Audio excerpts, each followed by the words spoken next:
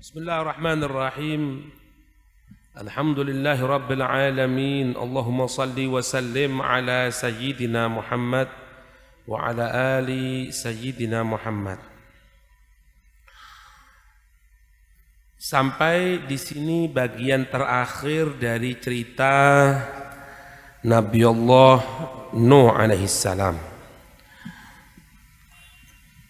Dikatakan wa yaz'umu ahlul kitab anna Nuhan alaihi salam lamma raqibas safinata kana umruhu 600 sanatin. Para ahlu kitab mereka itu meyakini bahwasanya Nabi Allah Nuh itu ketika menaiki perahu umur beliau itu adalah 600 tahun. Wa qadimna an Ibni Abbas mithlahu, dan kami juga menyebutkan cerita dari Sayyidina Abdullah bin Abbas seperti itu juga. Jadi Nabi Allah Nuh itu naik perahu ketika berumur 600. Cermati kalimat naik perahu di sini. Berarti apa? Setelah beliau dakwah. Karena beliau tidak akan naik perahu atau bahterah Nuh itu, kapalnya Nabi Allah Nuh, kecuali setelah Nabi Allah Nuh dakwah. Sedangkan yang kita ketahui Nabi Allah Nuh itu dakwanya selama 950 tahun. Tapi orang ahlu kitab dan juga yang pernah disampaikan oleh Sayyidina Abdullah bin Abbas, Nabi Allah Nuh itu ketika naik perahu beliau berumur 600 tahun. Kemudian wazada, dan bertambah, wa aisha ba'da dalika, setelah turun dari perahu itu beliau masih melanjutkan kehidupan, masih hidup selama 350 sanatan, 350 tahun. Jadi pas ya. Tapi perhatikan sih, wa fi hadzal qaul nadhar, pendapat ini perlu dicermati. Pendapat gini, jadi ketika beliau naik perahu itu berumur 600 tahun, setelah selamat dari perahu turun beliau hidup selama 350 tahun, berarti 950 tahun. Tapi sebelum naik perahu itu disebutkan berapa umurnya, karena pasti ada kehidupan sebelum naik perahu. Satu fase yang hilang di sini, satu fase yang hilang. Thumma illam yumkin al-jam'u bainahu wa baina dalalatil Qur'an fahuwa khata'un mahdun. Kalau memang tidak bisa dicara, mungkin gini, kalau digabungkan itu gini, beliau itu naik perahu ketika umur 600 tahun, maknanya 600 tahun itu bukan ketika umur 600 beliau baru naik perahu, tapi mulai kehidupan beliau dilahirkan sampai 600 tahun barulah beliau naik perahu. Itu cara penggabungan pendapat. Tapi kalau tetap ngotot ngatakan, oh enggak, Nabi Allah Nuh itu memang murni ketika 600 tahun itu, sebelumnya wallahu a'lam, enggak bisa. Berarti ini kesalahan, murni kesalahan. Karena apa? Karena masalah umurnya Nabi Allah Nuh ini disebutkan dalam Al-Quran, disebutkan dalam surat Al-Ankabut ayat 14 ya. Allah menyatakan walaqad arsalna Nuhan ila qaumi, walaqad arsalna, benar-benar kami telah mengutus Nuhan, Nabi Nuh, ila qaumi, kepada kaumnya. Allah nyebutkan falabitha fihim, Nabi Allah Nuh tinggal di tengah mereka itu alfasana illa khamsinan, 1000 tahun kurang 50, berarti 950 tahun aman. Fa'akhadahumut tufan, fa'akhadahumut tufan, maka ketika itu Allah mengadab mereka dengan topan atau badai wahum dhalimun, ketika itu mereka dalam keadaan dolimnya. Jadi ya lek mau digabungno ya carane kayak ngono. Kalau ndak bisa digabungkan berarti ada kelebihan di sini nih. Sebelum berangkat, ngerti ya Pak? Pak Dron ya, inglam ya numpak perahu 600, mudhun tengah perahu uripe 350 tahun. Wis. Lah sing ndik kene kapan? Sebelum naik perahu, ndak disebutkan. Kalau mau disebutkan gini hitungannya. Ya. Kalau memang mau disebutkan gini, ya. Fa innal Qur'an yaqtadi anna Nuhan makatha fi qaumi ba'dal bi'tsati wa qabla tufan afasana ila 50 aman fa akhadamu tufan wa hum dhalimun thumma Allahu a'lamu kam asya ba'da dzalik. Yes.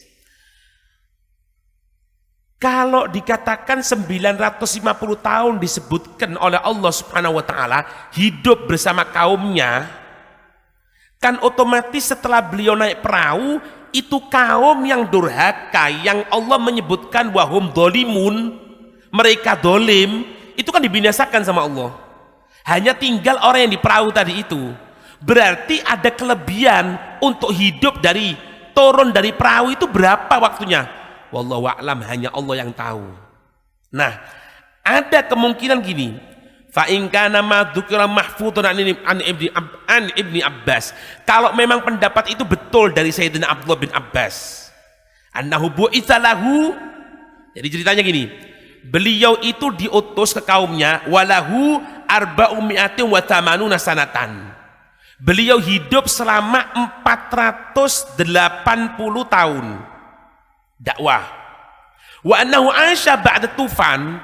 Beliau hidup setelah terjadinya badai tadi itu selama 350 sanatan. Hidup selama 350 tahun. Itu. Berarti ditambahkan 950, maka kalau dihitung semuanya 480 tahun beliau tadi itu bersama kaumnya. Kemudian beliau tadi itu hidup setelah itu 350 tahun. Ditambahkan riwayat yang ada di Al-Quran 950 tahun.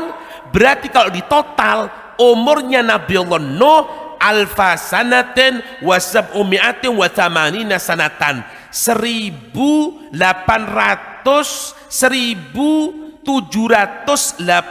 tahun. Umure 1780 tahun.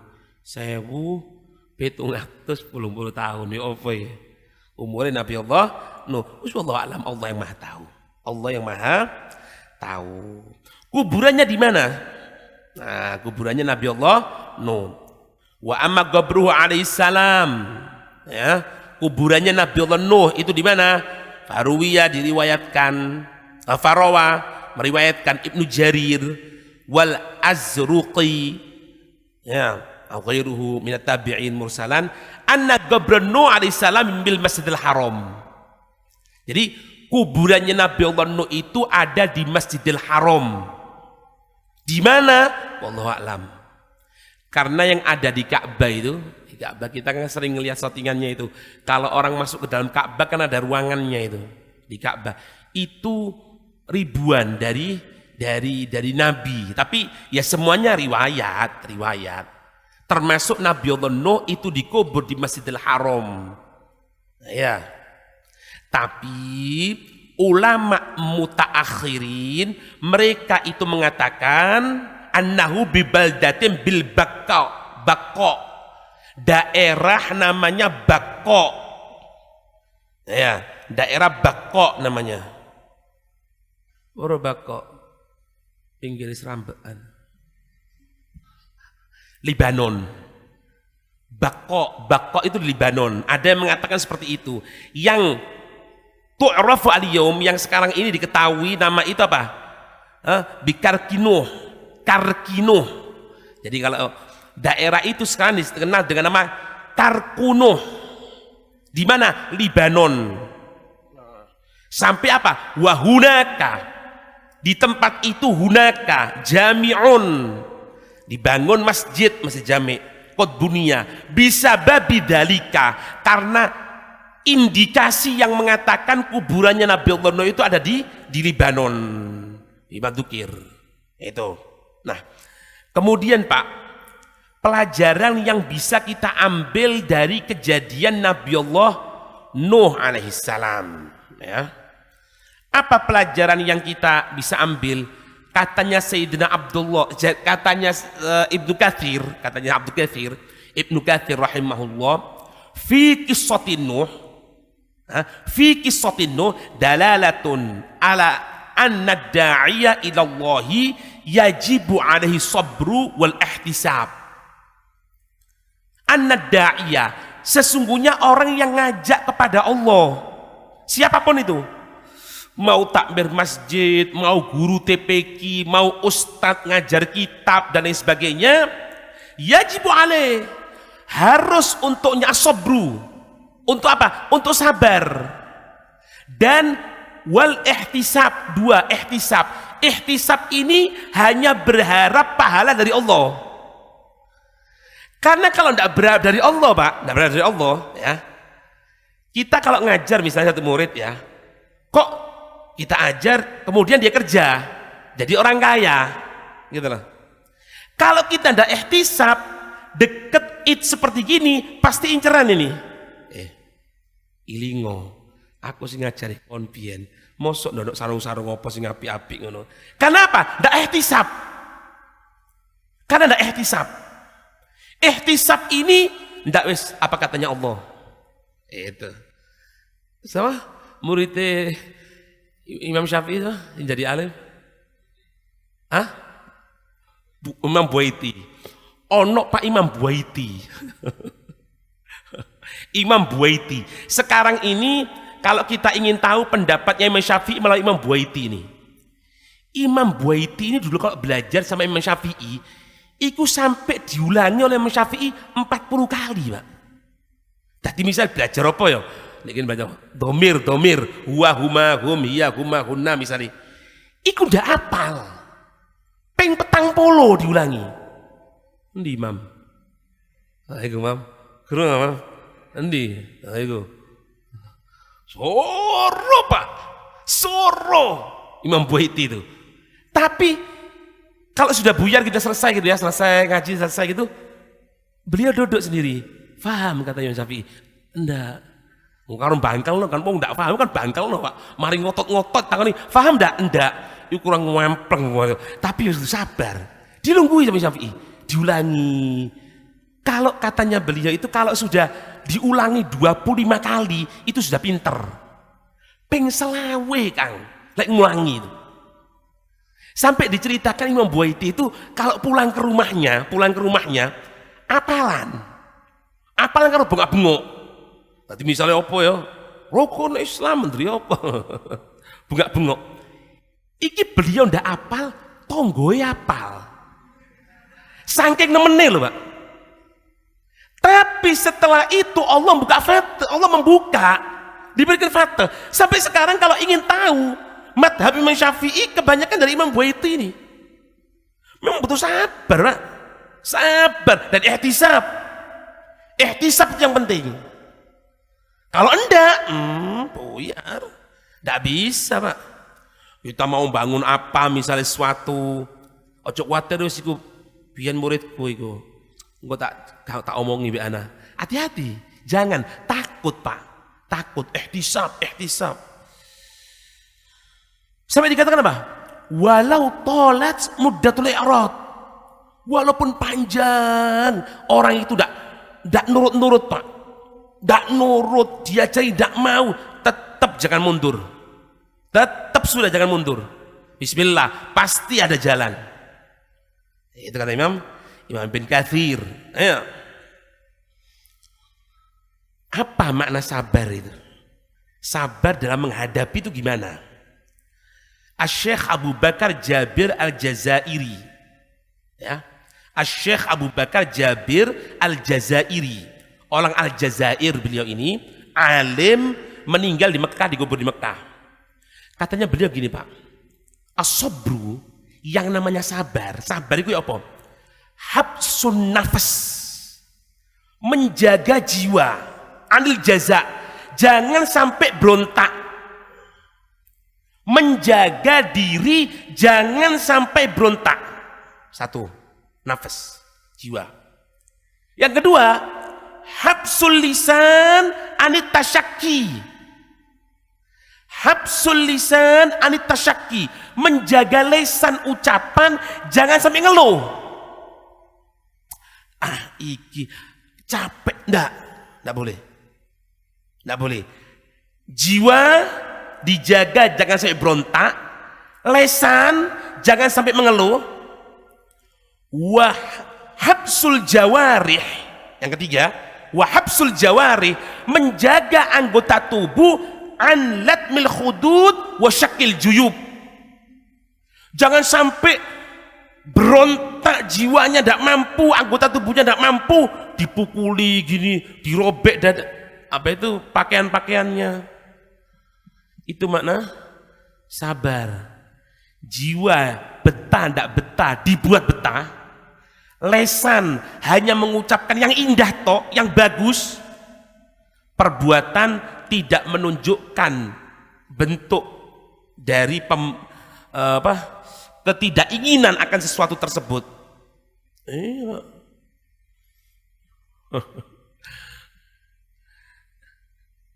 Iya. Tapi dengarkan Pak, kalau orang itu Pak, dia itu bisa betul-betul ngajari orang sampai manfaat, dikatakan apa?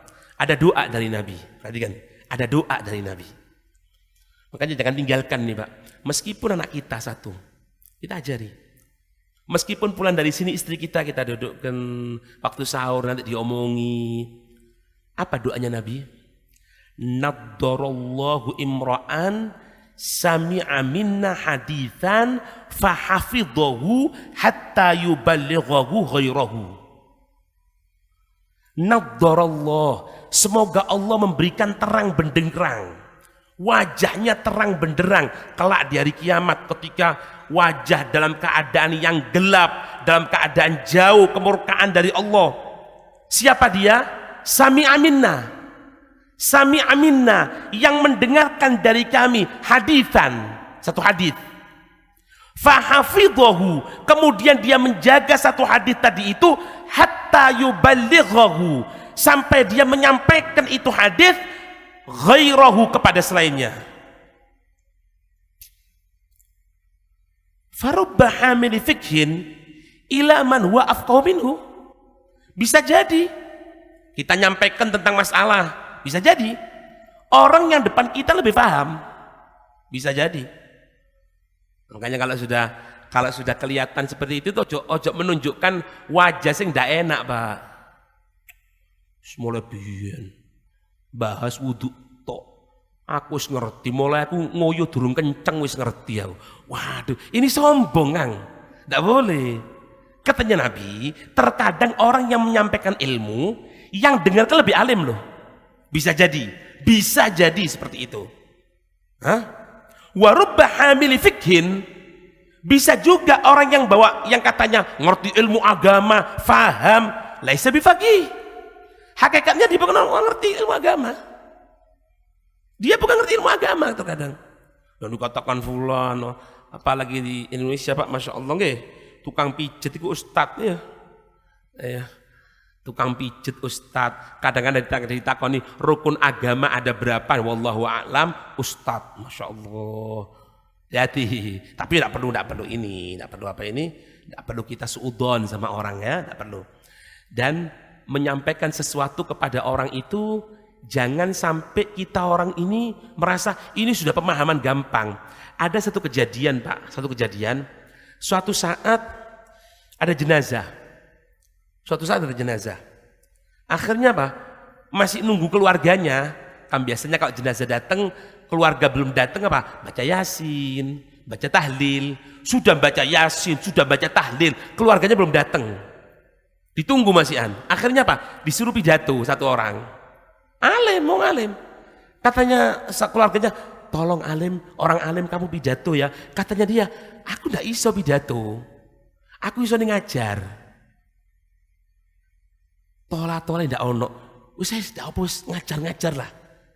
Iya bisa. Ini kan jenazah iya. Akhirnya Pak, dia berdiri Pak, nyampaikan sesuatu. Itu sambil nunggu keluarganya datang. Apa yang disampaikan? Tentang tata cara sholat jenazah. Disampaikan. Sholat jenazah itu ada 4 takbir. 4 takbir itu bisa ditambahi ini. Yang pertama baca Fatihah, yang kedua sholawat, yang ketiga doa, yang keempat itu mungkin baca doa. Disampaikan Pak. Sampai keluarganya datang. Disolati jenazah, dibawa. Orang alim itu jalan ini. Salah satu orang datang, tua Pak. Tua, sudah umur 60 ke atas. Sambil salaman gini, jazakumullah khair, terima kasih katanya. Loh kenapa katanya? Ana ini 60 tahun kalau ikut sholat jenazah tidak seperti yang kamu ini. Aku baru tahu sekarang ini dari kamu caranya sholat jenazah selama 60 tahun aku tidak paham. Makanya jangan kita nyepelekan Wak. Sampaikan, tidak apa-apa. Tadi kan ya, ini untuk besarkan hati kita, Tadi kan Pak. Kalau memang kita menyampaikan sekarang ini belum masuk ke hatinya orang, belum ada perubahan, yakin suatu saat Allah akan menampakkan, mungkin dari keturunannya, mungkin dari solopnya, dari tulang rusuknya yang ketiga, yang keempat, pasti akan ada. Pasti. Dan itu yang dilaksanakan Rasul SAW. Ketika ke Taif, seperti itu datang malaikat. Tidak bisa bayangkan, andai malaikat datang sama kita orang Mak, nawani kayak ngono ya apa? Katanya Nabi, oh jangan malaikat, jangan. Kalau memang sekarang mereka belum mengenal Allah dan Rasul, aku berharap dari keturunannya mereka ada orang yang cinta Allah dan bela Rasulnya. Nabi belum wafat, muncul para pembela dari kota Taif. Karena apa? Ucapan yang bagus dari Rasulullah. Kita sama. Tidak apa-apa nyampe no. Anak buat pengajian beb yang hadir cuma dihitung tangan tok. Ndak akeh sing ngadele. Ndak pe wong telu tok sing teko. Ono akeh. Sapa? Malaikat. Akeh. Allah punya malaikat kok. Allah itu punya malaikat yang keliling nyari tempat-tempat. Ada majelis zikir, duduk itu malaikat. Pokok ndak bahas politik loh ya. Ndak bahas politik ya buyar, melayu malaikat tak gelem. Ngerti nih ya? Lalu Pak, yang terakhir, kalau menyampaikan sesuatu jangan dengan cara yang keras atau dengan caci maki, jelekkan ini, waduh meso iki, jangan. Bukan itu caranya. Ada satu cerita Pak. Ini kita ambil dari kitab ini, Bidayah wan Nihayah Ibn Katsir, tapi yang juz 14. Bainama kana Amirul Mukminin Harun Ar-Rasyid yatufu al-Ka'bah al-Musyarrafah, ketika seorang khalifah, pemimpin yang bernama Harun Ar-Rasyid. Harun Ar-Rasyid itu berada di Ka'bah ketika itu, di Ka'bah. Istauqafahu rajulun wa qala lahu, tiba-tiba ada seseorang yang memberhentikan Harun Ar-Rasyid. Berhenti dulu Harun Ar-Rasyid, berhenti katanya. Wa qala lahu, orang itu mengatakan kepada Harun Ar-Rasyid, ya Amirul Mukminin, wahai Amirul Mukminin, inni uridu an ukallimaka bikalamin fihi ghildatun. Aku sebagai rakyatmu ingin menyampaikan kepadamu satu perkataan yang keras.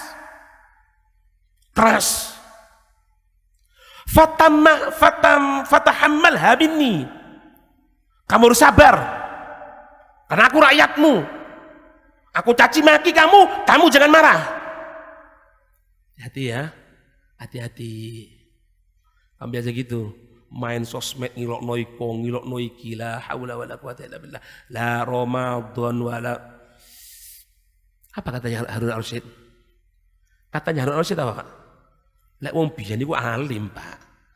Ya, pemimpin niku alim-alim bisa nih. Semoga kita orang pemimpin gitu juga, pemimpin kita insyaallah. Amin. Katanya Harun Ar-Rasyid, faqala lahu Rasyid, "La. Ndak mau. Ente mau nyampaikan sama aku dengan keras, aku ndak mau. Faqad ba'athallahu Musa wa huwa khairum minka." Allah telah mengutus Nabi Allah Musa, yang mana Nabi Allah Musa itu lebih baik dari kamu.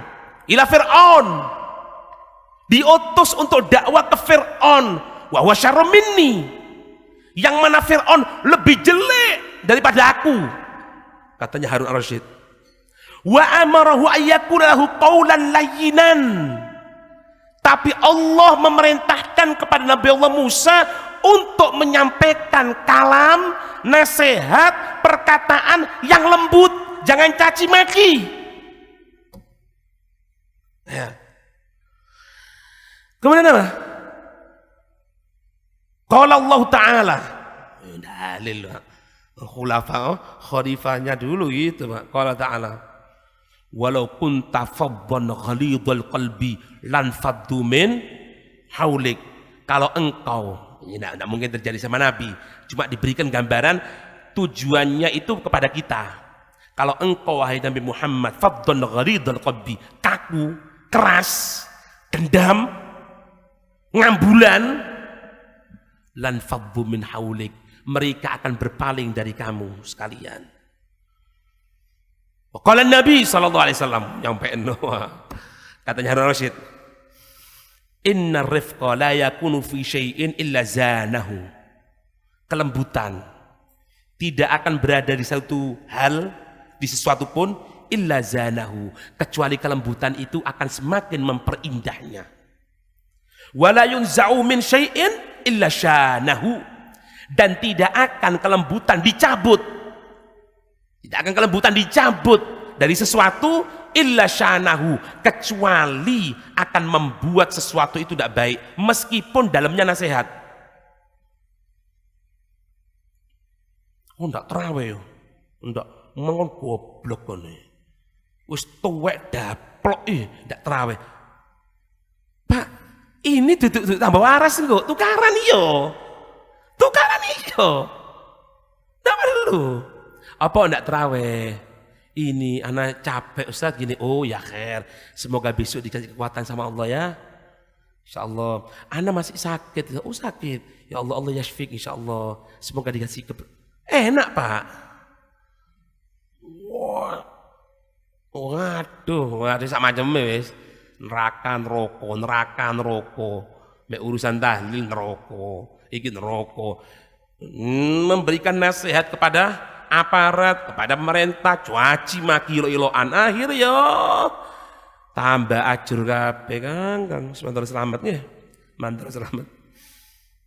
Katanya Harun Ar-Rasyid terakhir katakan apa? La ahada yutikul insan al-ghalid al-fadda hatta walau kana ala haq. Siapapun manusia tidak akan mampu untuk menahan yang namanya keras, caci maki yang ditujukan kepada dirinya, walau kana ala haq, walaupun apa yang disampaikan benar, tidak akan bisa terima. Semoga diberikan kebaikan insyaallah ya.